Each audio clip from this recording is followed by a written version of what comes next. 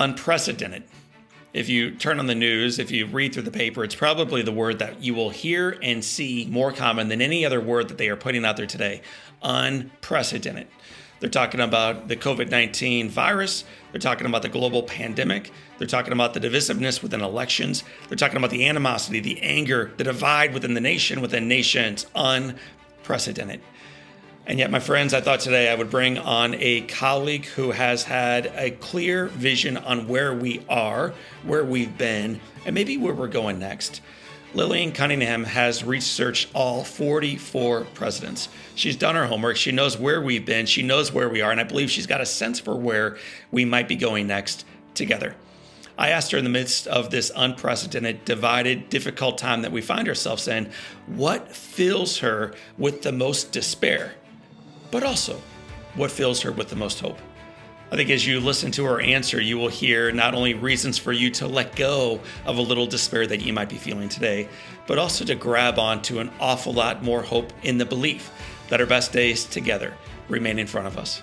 Positive change doesn't necessarily happen quickly. And so, that idea of trying to form a more perfect union, I think has really shaped the way that I think about our history, and that, we're 230 plus years into the American presidency.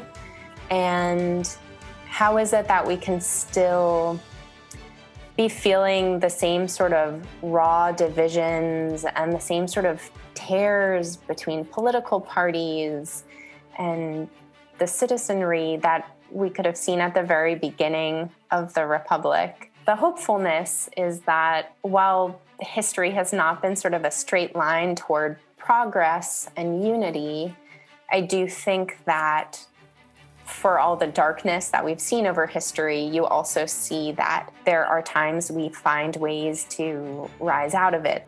And I don't remember if I heard it on your podcast, but I've read it in the past about FDR's final fourth inauguration. He stands up in front of the nation that is still at war and still coming through the Great Depression and personally, physically, extraordinarily ill.